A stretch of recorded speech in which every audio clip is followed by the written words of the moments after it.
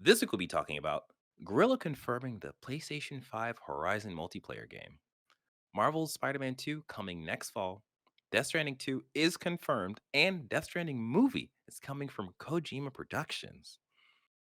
This week in what we've been playing, we're talking about the new Witcher 3 next gen update, Vampire Survivor on mobile, more from Marvel's Midnight Suns, Pokemon Violet, Forspoken, all of this and more on season 6, episode 49 of Press X Start podcast. Do the thing.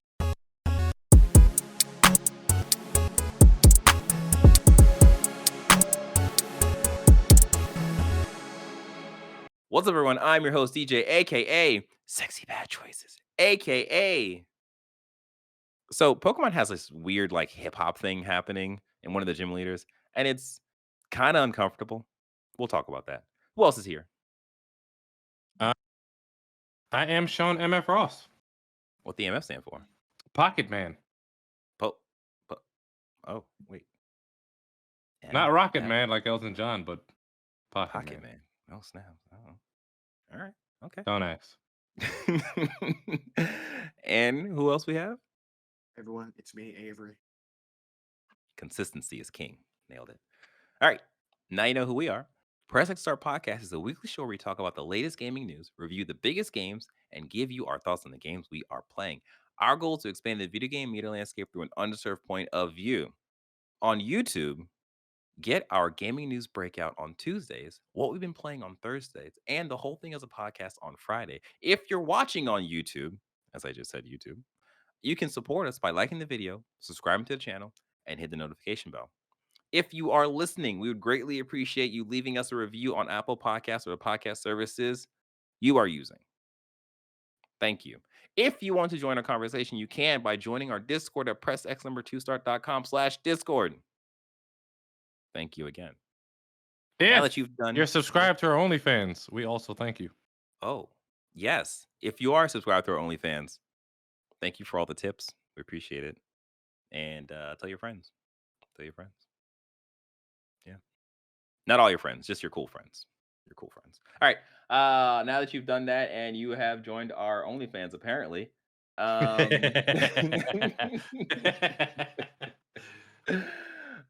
we can finally jump into gaming news.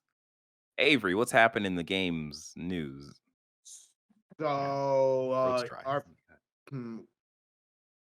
this was a relatively, I want to say, light news week in terms of big news and announcements. So bear with me now as I comb through some stories I found, I guess, particularly interesting.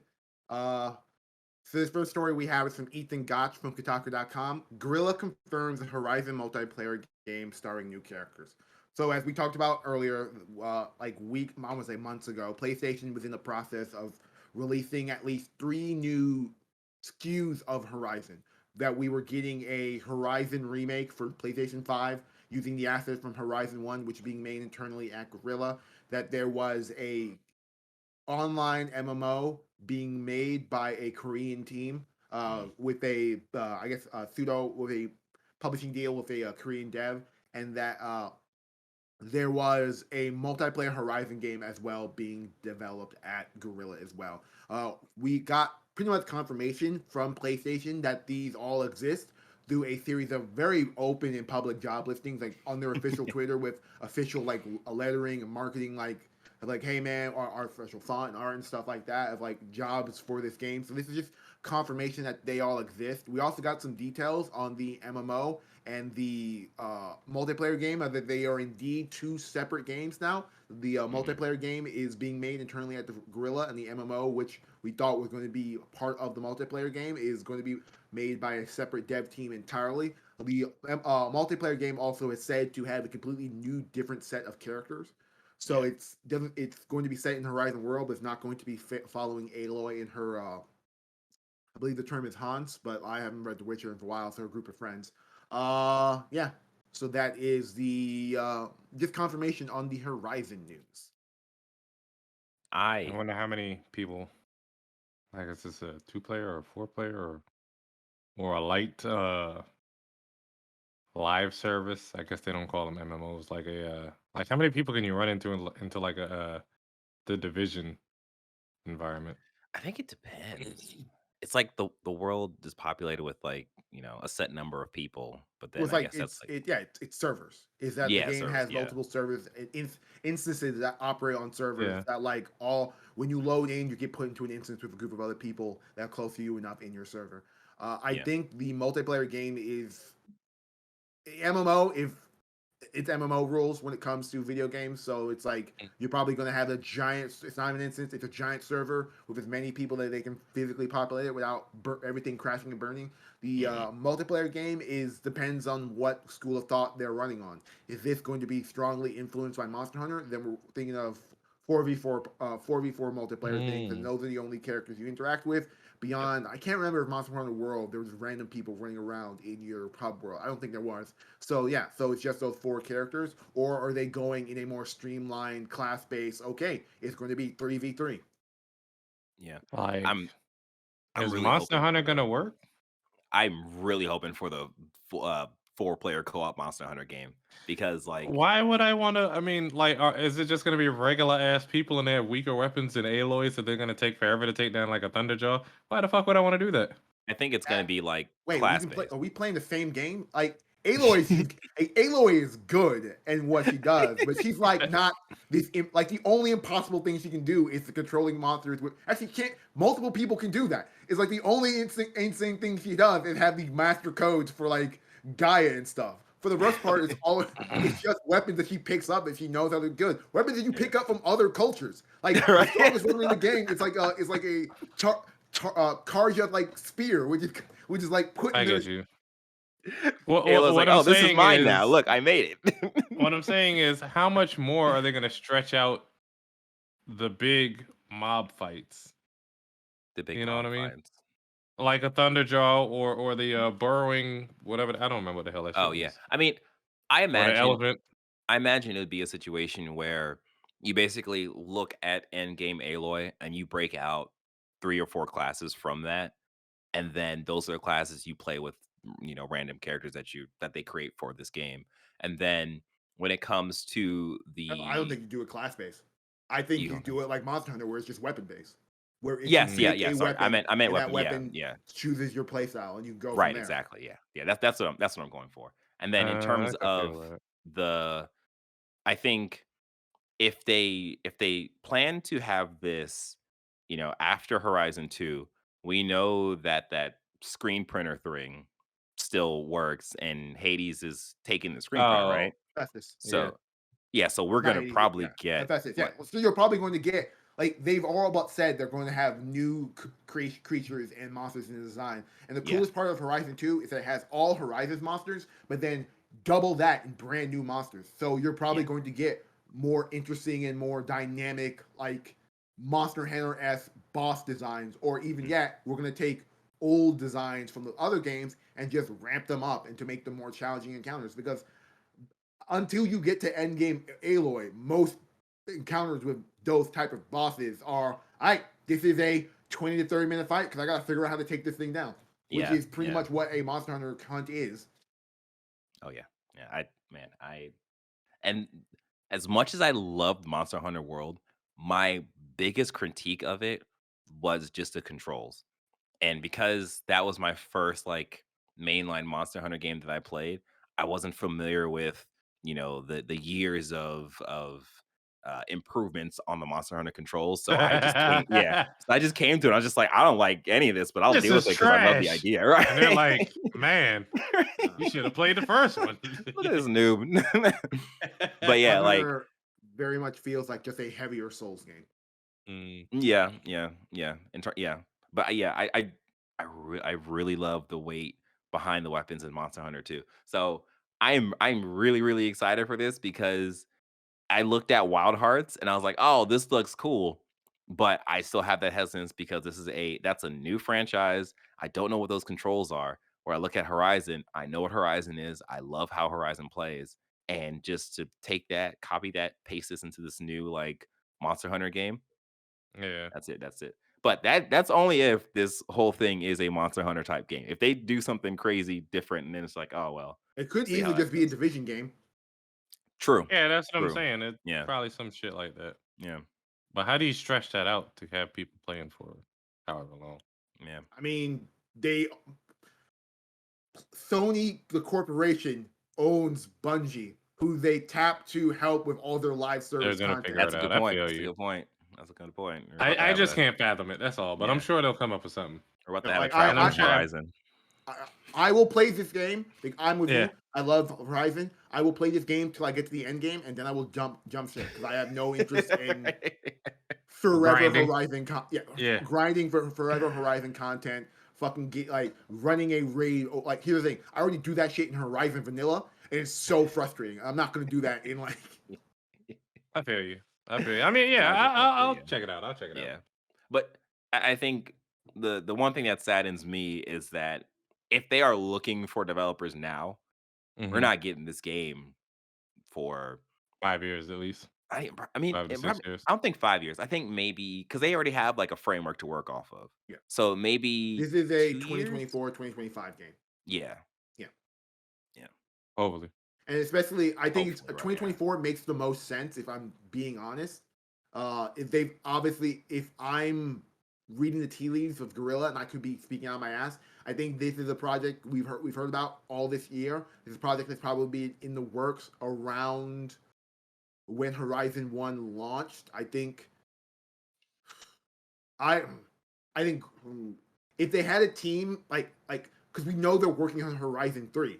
Like, that's another Mhm. thing in this documentation, that we know they're working on Horizon 3, and we also know they're working on a remake to Horizon 1, and they're also working on this new multiplayer game. So like the team is pretty Stacked. stacked and stretched in a way that, and with PlayStation support studios and things like that, I'm pretty sure they have the stuff. If I'm guessing that Horizon 1 is the remake is coming next year, that makes the most sense. Then this is a 2020. If I'm PlayStation, I want this game to be a 2024, 2025 game. Yeah.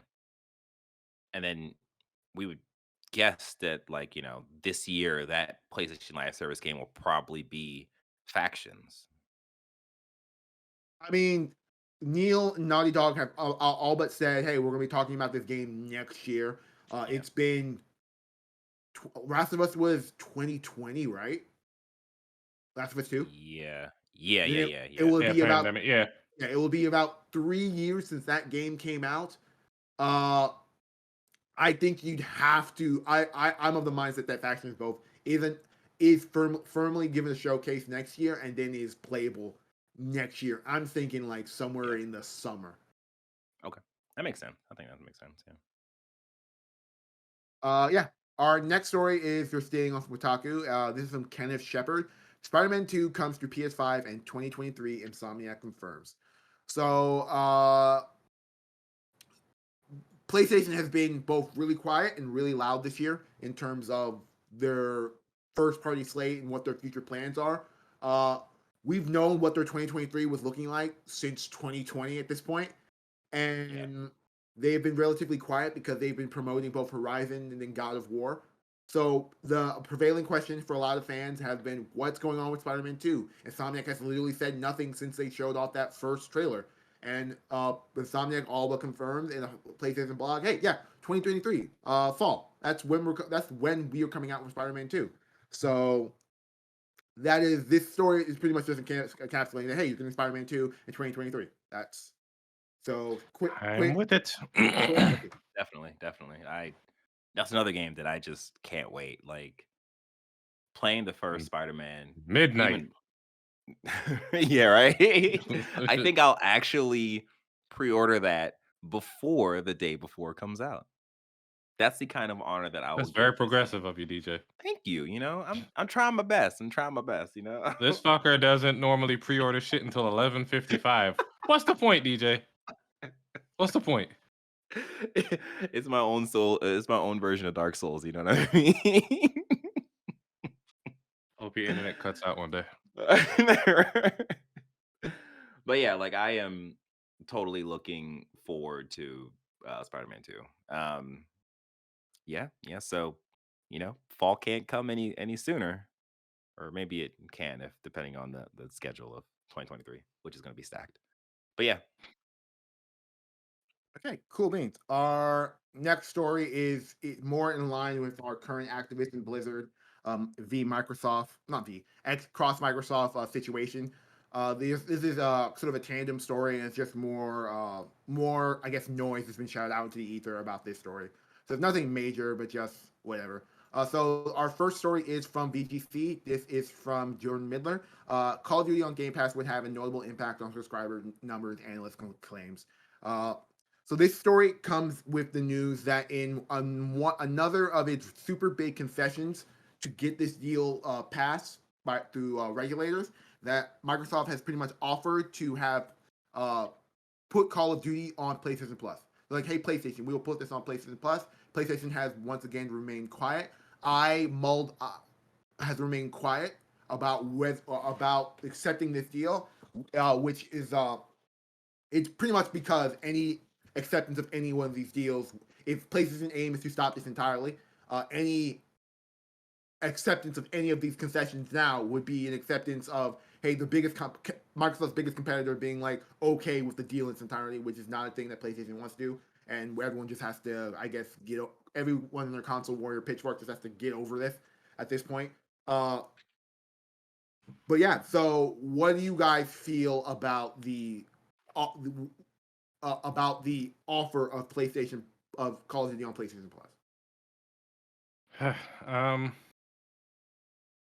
I mean, if it's there, I already have PlayStation Plus, sure, whatever. I wasn't opposed to buying Call of Duty if it looked interesting that year. I mean, I guess if it's on PlayStation Plus, it's quote unquote free, even if it looks like a shit year, I'll still try it. Kind of like how Cold War and Vanguard didn't do that well. I only played them because they were I had access to them for free. Yeah. If it goes to Game Pass, I guess I just ain't playing Call of Duty no more. I'm not that pressed to buy a whole ass system. That's not a system seller to me. It may be to some people if that's the only thing you play, or if you play it professionally. But I mean, if you play it professionally, you're not playing it on console. That's also true. Yeah. Oh yeah, Playing PC. Yeah, like I feel streamers. like Then I should say. But go ahead, DJ. yeah, them putting it on PlayStation, as a consumer, it's like, all right, cool, great. Like you're putting it on the console that I play on the subscription service that I have. Thank you. Like, that's fine. If they put it on Game Pass, that's gonna be real hard for me. I mean, it would be a thing of when it comes to the Call of Duties, I play the Sledgehammer games. I mainly play the Infinity War games. I don't play the Treyarch games.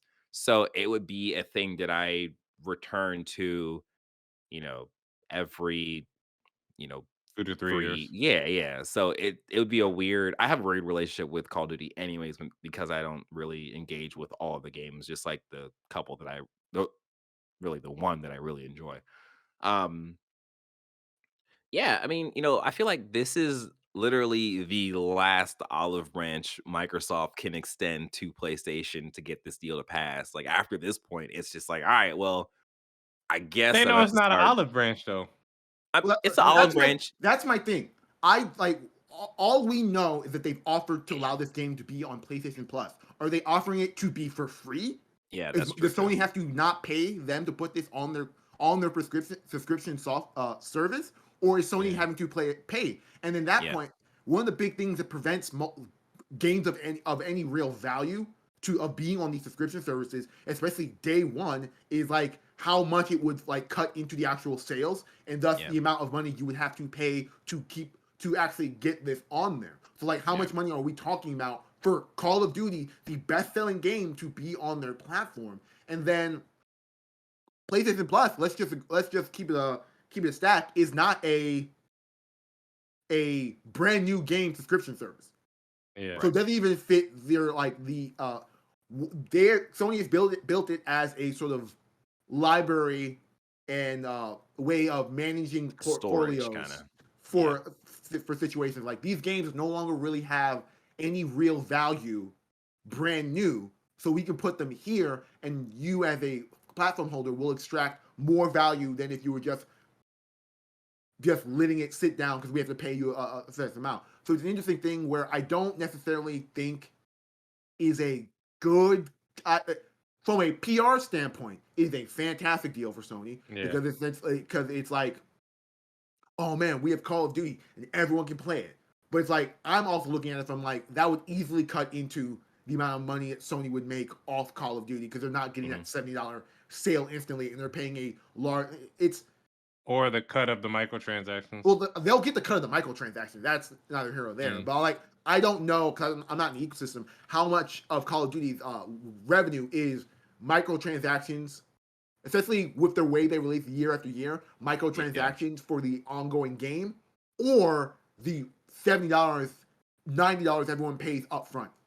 Oh shit, no, they're making a gangbusters off of those COD points now with Warzone, and it carries over into the main game Oh, really? as I, well I'm as I'm skins and counting all that. I'm counting Warzone as a separate thing Because it's gonna be free to play, right? because Warzone wouldn't be on PlayStation Plus because it's a free game.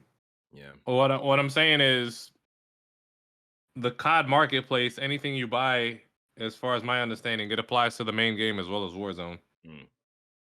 So it would benefit, Yes. okay. That makes sense. That makes sense. Yeah. I mean, I am so when I mean by like last olive branch, I mean that I feel like after this point, Microsoft, I mean, they're also in a weird position because they can't just be like, all right, well, we tried the diplomatic approach with PlayStation. They can't just turn around and be like, all right, well, it's gonna cost $90 on PlayStation because that's not gonna really do much for their case anyway. So it just it just gets really weird and it's just I don't know, man.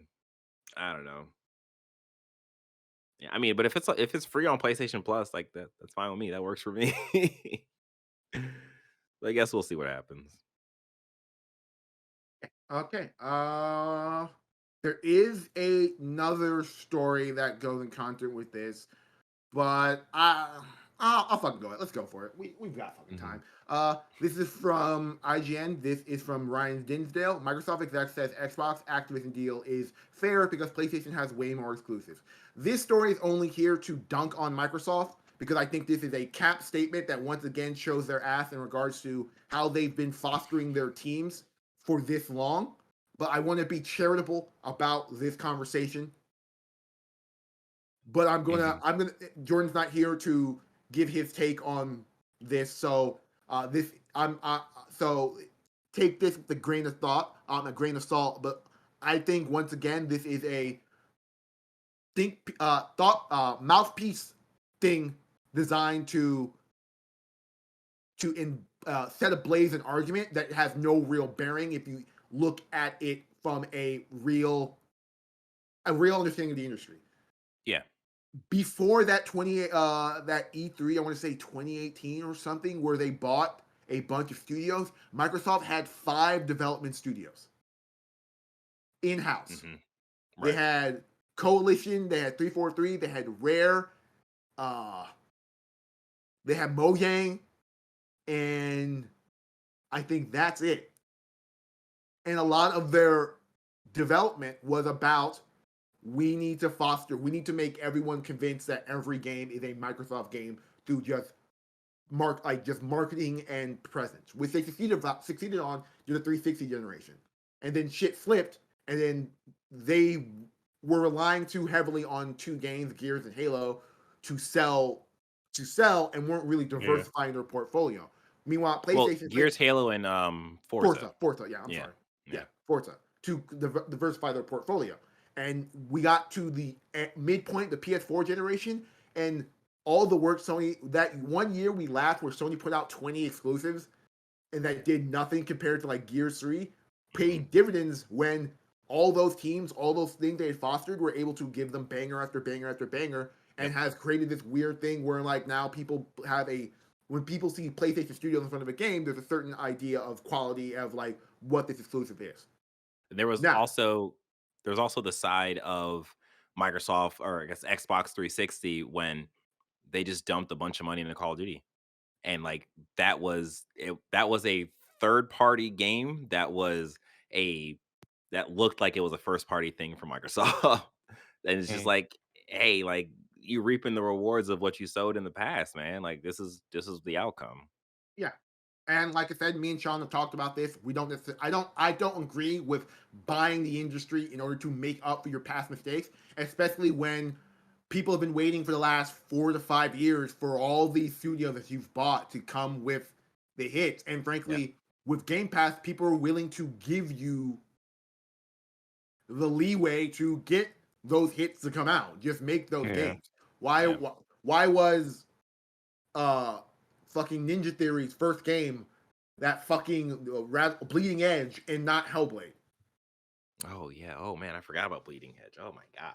Gosh. Jesus. I Why are saw we one still? video on that game. Yeah. Like, oh my god. Why are we waiting on Rare to put something out? Like, just clarify. That's very upsetting that they bought Rare and have done nothing but Viva Pinata with them for the most part. Rare was making fucking avatars. That's what fucking Rare was doing for years. Jesus. Crazy B. Yeah. Oh my god. But yeah, I don't necessarily. Yeah, this was a dunking story, but like for reals, Microsoft, before you bought Bethesda and just like use Bethesda's clout to increase your portfolio. When I say the clout, I mean like games like Deathloop and all the current Bethesda games that are coming out, like Starfield. Mhm. You had like 4 or 5. You had a 16 or 17 studios that we're all just waiting for to start putting out hits. Still waiting. Yep. And like, it just goes into the idea that you can buy a studio fine, but you need talent in that studio really to produce anything of quality. So I think that's what's really hindering them is that yeah, they're buying these studios, but that doesn't necessarily mean that they have the talent that are the talent's not necessarily they might not be staying in the studios, they might be leaving, I mean Yeah. going different places. So on the outside it looks like, oh yeah, you have all these studios, but on the inside it's like we don't really have any solid ideas for the next the sequel to like Gears or whatever, Blinks to Time Cat. Well, the hell happened to Blinks? I Bling also Blinks think Squad. that a lot of their old IP, because of the way they were handled, no longer has the real juice. If True. that makes sense. Yeah. Yeah. But yeah, Yeah. that was a weird story. It was just a filling time. DJ, we can move on. Well, hey there. Before we get into one of the bigger things that happened this week, do us a solid. Like this podcast, like this YouTube video, subscribe to the channel, hit the notification bell. If you are listening, please leave us a review. We need it, especially because it's getting colder at night, and your review will keep us warm and toasty. So keep us warm and toasty with your lovely, lovely words and your 5 stars. Remember, you can't heat a house with 1 star. You can't. So give us 5 stars, please. You can give us 4 stars. Give us 5 stars. All right. I think we can keep it pushing. Okay, cool. Okay, so give me a second to collect my brain because I was looking at something else. Anyway, our next story is from IGN. This is from Adam Bankhurst. Death Stranding movie in the works from Kojima Productions and Barbarian's Hammerstone Studios. So, Oh, just also to amend this. There DS2 is officially Death Stranding 2. So there Mm. was a whole thing that DS2 might be something different because Kojima can be Kojima at times, but he said it's Death Stranding 2. So it's been officially confirmed. Continue. I don't consider that officially confirmed till we start seeing the actual marketing for this game. If Oh, that makes sense. okay. Like because it's him having a conversation in a translated conversation where he clearly did say the word Death Stranding, but Yeah. like all the game's marketing still says DS2. DS2. Yeah. That's true. It could just still be He could easily just be referring to Death Stranding 2 just to clarify what he's talking about because once again DS2 can mean Dark Souls 2, can mean a bunch of other things. yeah. That's a good point. But yeah. Oh yeah. So art imitating life. Kojima is finally getting a movie adaptation of one of his works. We all were hoping for Metal Gear. If that movie ever gets off the proverbial fucking back burner, I just hope it's an actual big Hollywood blockbuster and not a Netflix production. That's all I'm asking for. That's all I'm asking for.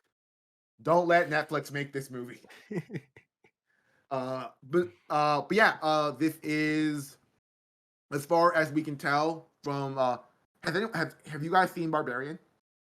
No. No, but I read up on it and it sounds real crazy. Oh yeah. Oh, if this movie was coming from the Barbarian director, I'd be more interested in this like end goal. But Yeah. I have a little faith in that studio because of how insane of a movie Barbarian is. Mhm. So if they can keep that energy into Death Stranding, the film, I will be super excited. Yeah. I'm more interested in. I can. You could easily cut Death Stranding and like making it a more palatable 2 hour, 2.5 hour movie. You could easily Mhm. do that. Yeah. A lot of the actual quests, like 3 or 4 of the chapters, are just you hanging out with brand new characters and learning those stories, which you don't necessarily need to do if the narrative is based entirely on the Norman the Sam Porter Bridges characters. So there's so much you can do to make that a more streamlined narrative. My only question is, what are we doing with casting? Because this is very Right. much the thing where like me and Marcus have kicked around cast for various video game productions over the last couple of months.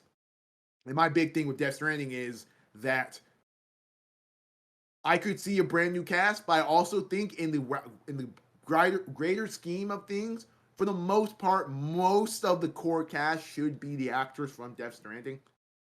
Would be cool. Yeah. But it also depends on how you're trying to sell this movie. If it's like it's from the bar, if it's from Hammerhead Studios, so like they're not a big budget production kind of a studio where like we're trying to get like blockbuster things. So like this is not a situation where we're gonna remove Norman Reedus for like fucking Chris Pratt or some bullshit. They're not that type of studio. Jesus. But like if you're trying to make this a big movie, that's what you're going to have to do because Death Stranding is already a weird enough production that I don't think it can be sold on Norman Reedus as its lead. Mm. Yeah, the hope would be for all of the major people in Death Stranding, including Jeff Keighley, will make an appearance in the actual movie itself. Yeah. I don't know, man. I Would mean, you watch it? Sean, would you watch it? DJ has already watched it, but I yeah, did. I would watch it. Hey, I look, would check it out. I will watch Death Stranding twice. Again.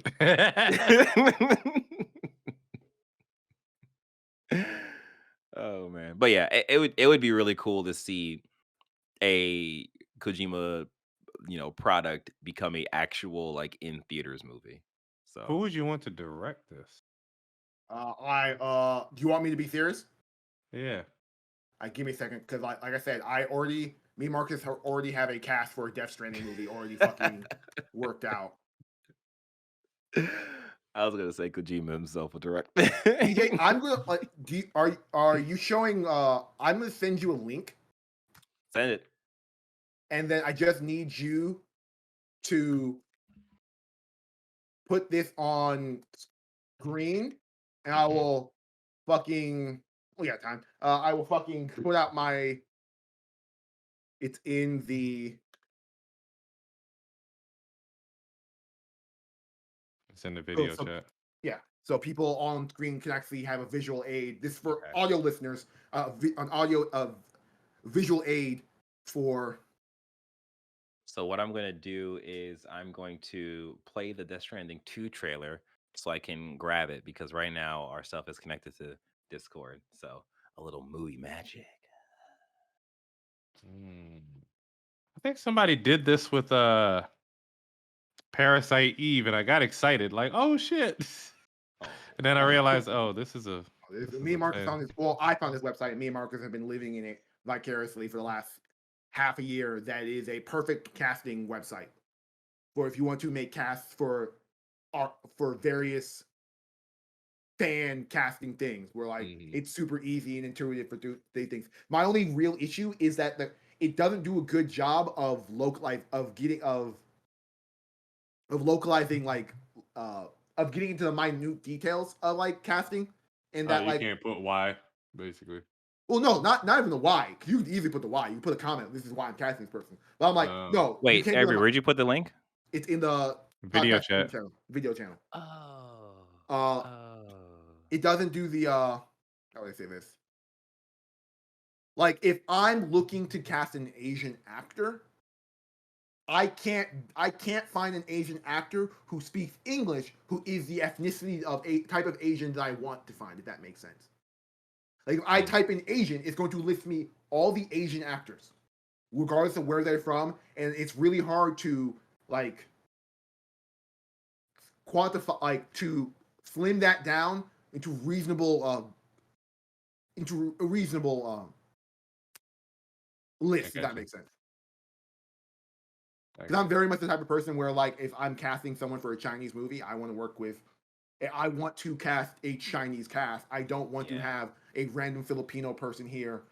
Brad Pitt and ScarJo right there. What are you talking about, man? I'm playing a Chinese person when I can find a Chinese actor. They have bills to pay. They got mouths to feed.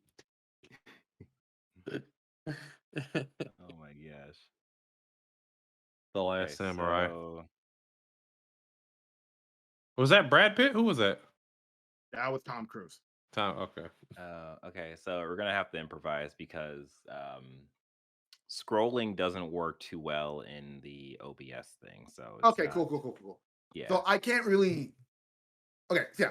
So I'm just gonna go through how, like, in my head when I was doing this thought experiment at the beginning of the year, what the first I thought of, what I was thinking of. I'm like, okay, if we're going to director, this is Denis Villeneuve. If we can't get Nicholas Winding Refn, who's in the movie, in the game as a director for this, I'm thinking Denis Villeneuve. Everyone knows Denis Villeneuve. He did Dune. He did Blade Runner 2044. He's capable of doing small introspective stories as well as big budget blockbusters that no one will watch but are small introspective stories. Sam Porter Bridges. I like Norman Reedus, but like as an actor, he doesn't really excite me. And if you kind of want to do more with the Sam character, you could probably, I'm thinking of a Jake Gyllenhaal type. If you want more of an acting clout for this, he also works a lot with Denis Villeneuve, so like that works out. Or if we're really being, this is a personal thing for me, I'm a big fan of Charlie Hunnam. I think he doesn't get enough work because he's Charlie Hunnam. People might know him from Sons of Anarchy. Okay. Fragile is a situation where, like, I think you should cast Léa Seydoux. I think that's a character who should be that's a character who 1-for-1 should be that character. But if you really want to fuck around and play around, I think Ana de Armas is having a good year, ignoring her Marilyn Monroe movie. So I'm like, you put her in this movie as Fragile, and you get the same sort of effect of that character. Mads Mikkelsen has to play Cliff. I have others for that. Not negotiable. You could probably put a Viggo Mortensen there, but like I think Mads just kills that role. Amelie, aka Bridget Stand, is weird because like it's an actress who has to play an older version of a young, like it's an older actress using video game magic to play a younger version of herself. But as a major fan of Tron Legacy, I don't think we should go down the role of having a fully the amount of de-aged character for that long in the narrative process. So I think we should just do the young actress old thing. And I'm a Margot Robbie fan, so like I think that would work, and that would also give you some clout. Deadman, you can cast Guillermo del Toro, but like he's not actually voicing Deadman in the game, so like that's a performance that you'd have to get out of Guillermo that I'm not necessarily sure you can. So I'm saying Mark Addy. Everyone, you might know Mark Addy from. He's the king from game. He's Robert Baratheon from Game of Thrones. I think he can really do really good do that. I'm not good enough on my sort of like Hispanic actors to get a 1-for-1 in terms of Guillermo, but I think Mark Addy can do the same role. Die Hard Man, Tommy Earl Taylor fucking kills it. He can easily do it. The character's in the mask, so it doesn't really matter. I don't have him listed here, but Tommy Earl Taylor could definitely do it. But if you're not doing him, Lenny James is pretty good. Do Lenny James. I ain't mad at it. That's Morgan from Walking Dead. Yeah. Mama, Margaret Qualley, 100%. She just put her in 1-for-1 with that character. I think Margaret Qualley is a small enough actor that can easily slide off 1-for-1, and she's big enough that it works. Heartman is hard because, like, once again, he's an actor. Nicholas Winding Refn plays the character in the game, but only the face. There's another actor doing the Heartman role, so you have to figure out someone else. Pick an actor, baby. I don't really care. They're going to serve a minor role in this. But if you're looking for some but my points with Jesse Williams. Higgs Monaghan. That's played by Troy Baker. I love Troy, but I haven't seen Troy in a live action thing since ever. So I'm Yeah. thinking you get an actual actor. And I'm thinking Wyatt Russell. I'm thinking Wyatt Russell can do that sort of either him or Boyd Holbrook could do the job that Higgs does. And He was in something recently. Except he was John Walker. There we go. Yes, U.S. agent. Yes, Yeah. yes. And that was Oh. in my head casting for this Death Stranding movie. Yeah. If they were going that way. Like, they're not going to keep the exact same cast of the games. These are my ideas. Okay. It's a pretty good list. I ain't mad at it. Yeah. Send it. Right. Hey, yo, Kojima. Okay. And our last story is from Kotaku.com. This is by John Walker. So, fortuitous. That was not a segue. The next and biggest Tomb Raider to be delivered by Amazon. So, Square Enix sold off Crystal Dynamics in Eidos Montreal and Eidos, and then the other Eidos studio. I can't remember what it's called. They sold it to the Embracer Group, and the Embracer's only big AAA game this year was Saints Row, and that game was not good. Reportedly was not good. I haven't played enough of it to make an actual judgment call. That being said, the hour prologue I played was not good. Yeah. So, in a surprising piece of information, you all assume that Embracer came out and said that we're going to be working to bring back a lot of their Crystal Dynamics and Eidos' old properties that they haven't been able to work through at Square. Things like Tomb Raider, things like Deus Ex, things like Legend of Kain, all that, Soul Reaver and all that. And so we all assumed that they would be publishing the next Tomb Raider game. Turns out they're not. Amazon has stepped in with their war chest of Amazon money to be like, hey, we will publish this game, which means to me that they're also going to help with the development fund for this game. So it doesn't sound like it's going to get the Embracer AA, let's stretch this to AAA budget and get an actual real budget. Because one thing, regardless of Amazon as a entity, from a production standpoint, they don't skimp out financially on any piece of content they work on. If they put their name on it, they want everyone to see the money that went into that. Yeah. Money thrown at it doesn't mean quality, though. Doesn't. Yeah, it'll look good as hell, I'm sure. But here's my counter like that. Here's my counter to what you just said, because I get your point. But Embracer money versus Amazon money is a very different understanding of quality, if that makes sense. I don't. Yeah.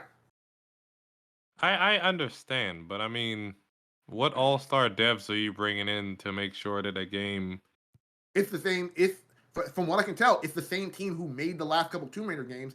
And while I have qualms with the actual middle game they did, and how sort of back to basics boring kind of was, it is a video game of significant quality. So it's that team making this game, but now with an actual budget, and not like Embracer being like, all right, let's tune down the graphics a bit. This has to run on Switch.